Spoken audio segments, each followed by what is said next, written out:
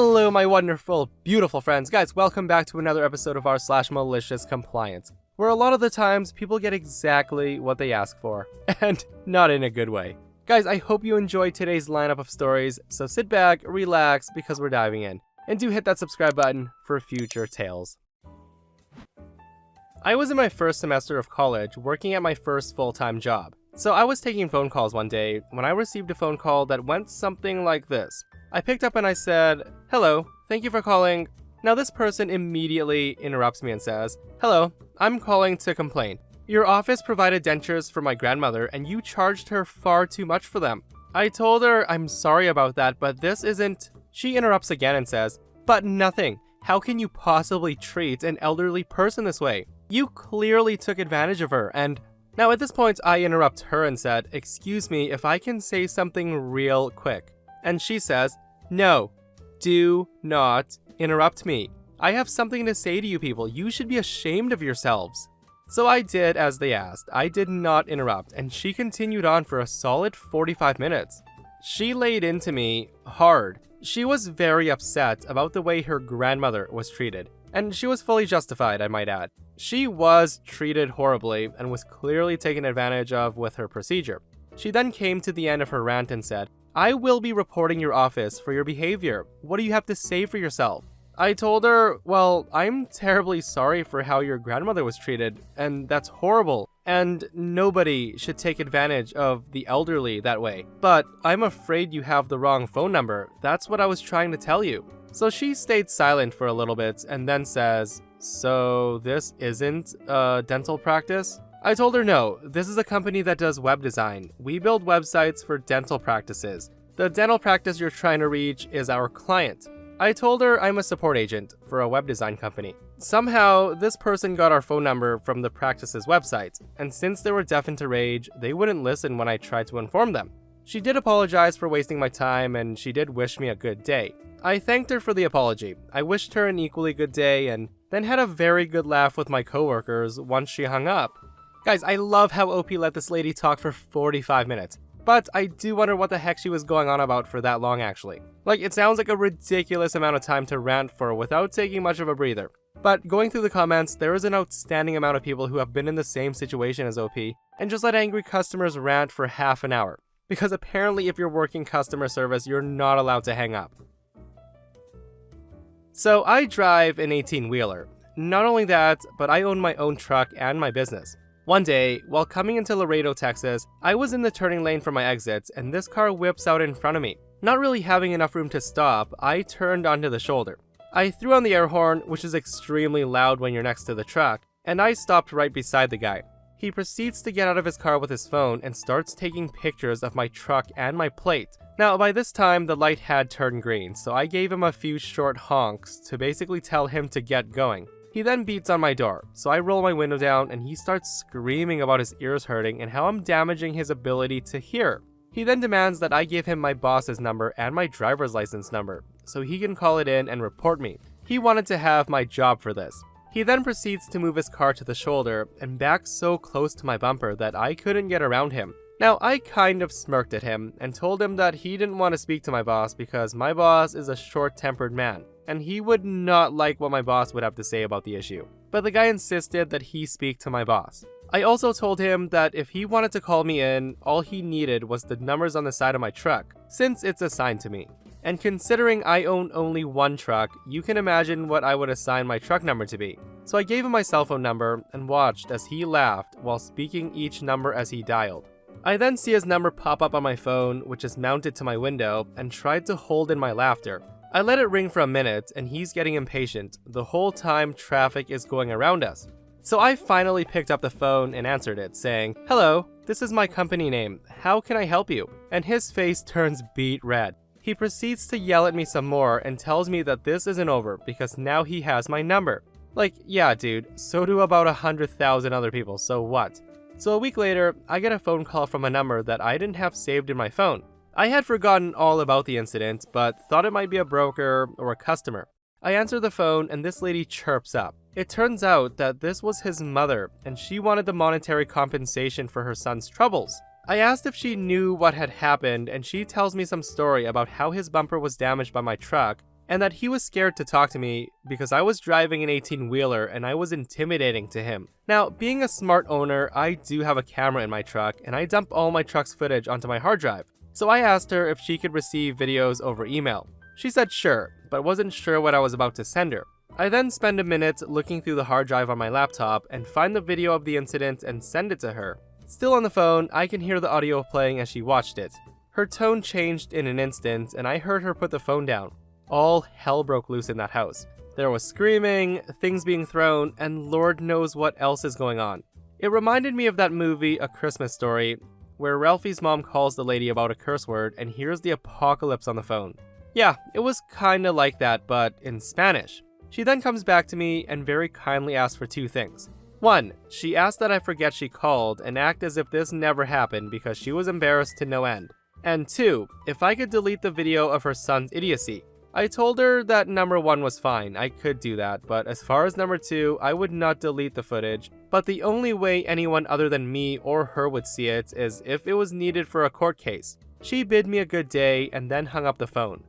Guys, listen, as soon as I read they were speaking Spanish and a lot of things were being thrown, I was actually scared for the son. I love this comment right here. You heard a flip-flop getting tossed around like a shuriken up in that house. He dead. Guys, it seems like everybody in the comment section knows. Mama with the chancla is not to be messed with. So I'm a small-time landlord with just 4 tenants. Earlier this year, I had 2 sisters that didn't respond to my request to add the gal's husband to the lease, even though he was living with them. Now that's not a big deal, but did I mention the pit bull they also brought home without permission?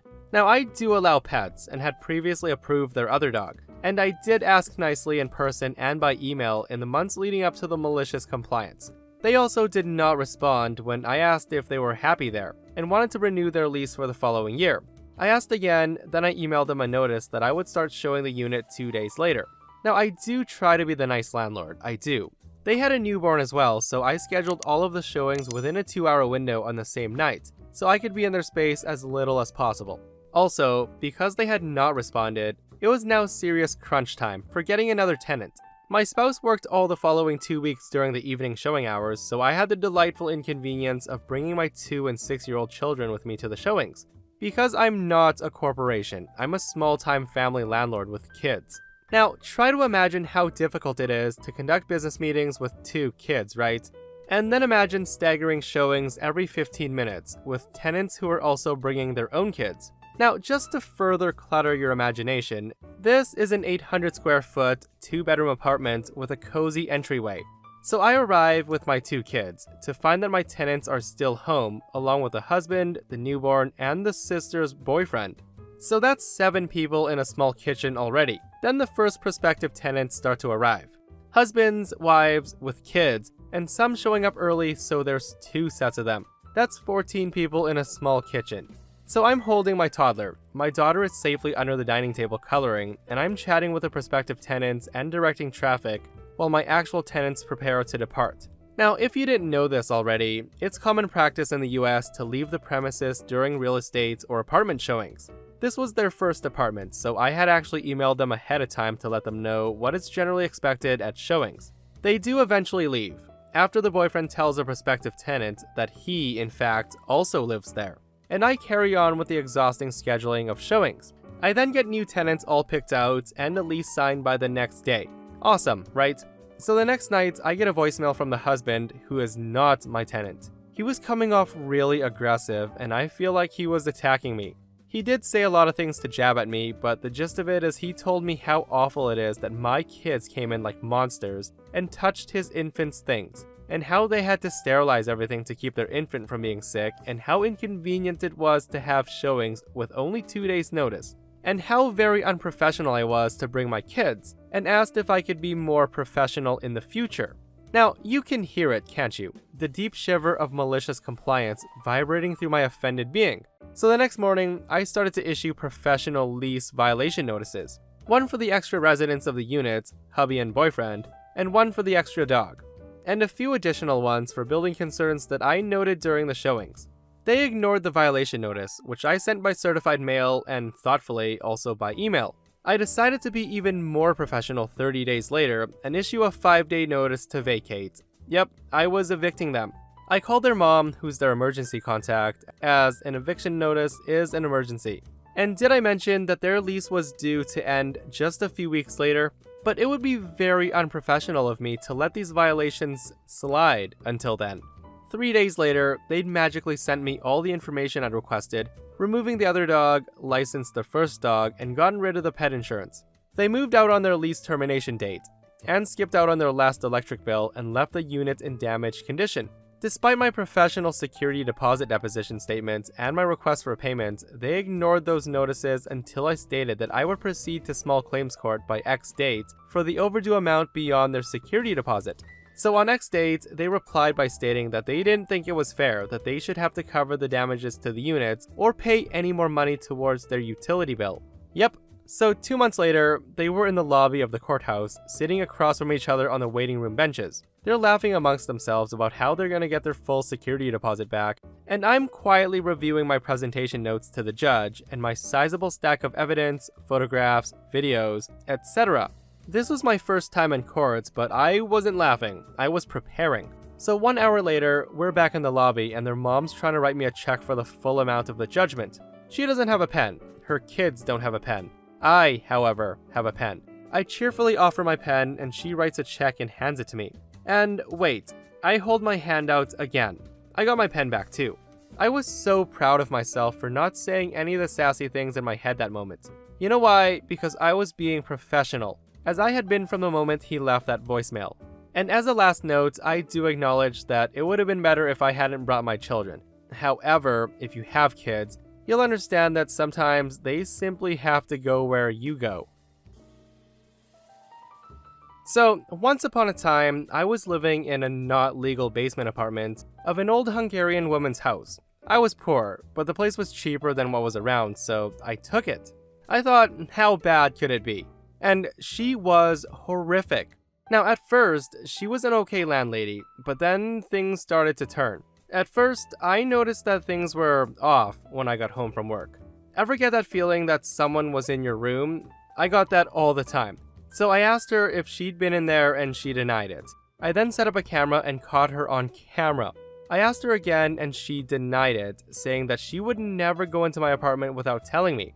I then show her the video and she gets mad at me. Now I do work nights, and one time she came in during the daytime and I was there. I was in bed, naked under the sheets. I woke up when she came in and asked if I could help her, and she said no and she left. Now after that, she would call me lazy boy when she saw me, assuming I didn't work, since it was at night. Things just kept getting worse. She would sometimes shut off the water when she thought I was using too much, or when I refused to share my Wi-Fi password with her other tenant. Finally, one night, I had some friends over for a birthday. There was 6 of us in total, and it was around 11 p.m., and trust me, when I say that we were not being loud at all. We were literally just hanging around the coffee table, eating cheesecake, talking, and laughing. She then comes into my apartment and starts yelling that I was having a loud party with too many people in the middle of the night. She actually came in and grabbed my shirt, telling me that everybody had to leave. And I thought, oh, hell no. That was it. So I pushed her off me and the police were called. That Monday, she left a really poor written eviction notice on my door. Seriously, it was handwritten, telling me to be out by Saturday at midnight. Now here's the malicious compliance. At 11:59 that Saturday, I had all my stuff in the U-Haul. My friends and I were just working on bagging up the trash and other stuff for the dump, when she came in and yelled at me that it was past midnight. No problem. I get up and I left, leaving a huge pile of junk in the bedroom and the storage room. It was easily 2 pickup trucks worth of crap that I wasn't taking. She actually called my father, who was my emergency contact on my application, to tell me it cost her $400 to haul it all away, and that I owed her money. He blocked the number. Oh, that malicious compliance is way too sweet, guys. That lady sounds like such a creep though. Like watching OP while he sleeps and going through his things when he wasn't home. Like, I feel that OP should have gone to the police with that evidence, right? Of her going through his things when he wasn't home. So, I'm a part-time home baker. I took it up while I'm studying from home during the pandemic, and it's basically a fundraiser for my charity, since I can't do monthly fundraiser bake sales on campus. I'm also the only person selling baked goods in my entire area, so my items are very popular. Specifically this one particular type of cake that I make that people absolutely love. So the other day, a lady calls me and wanted to place an order for 1 pound of this particular cake. She said she had tried it at a friend's house and loved it and wanted it for her niece's birthday. I told her that I used metric measurements, so my cakes are actually 500 grams, or 1 kilogram, and 1 pound equals out to 454 grams. She said she wanted a 1 pound cake, and I dropped it because it was more or less the same thing. So this is important for later. When I had the cake made for her friend, I ran out of my 1 pound cake bases, so I used a 2 pound cake base. In my opinion, this made the cake look smaller, but it's impossible that someone else might think that the cake was bigger. Now, if you don't know what a cake base is, it's the cardboard on top of which you put the cake. I used 2 sizes, 9-inch diameter for my base for the small cakes, 500 grams, and a 12-inch diameter base for the big cakes, 1 kilogram. Now, when the lady's friend ordered, I had run out of the smaller base, so I used the 12-inch base for the 500 gram cake. After I took the order and quoted the price to her, she started giving me more instructions. The birthday girl is 16 years old, so decorate it according to a 16-year-old girl. I know, super vague. And then add XYZ stuff to it and write 4 different things on the cake.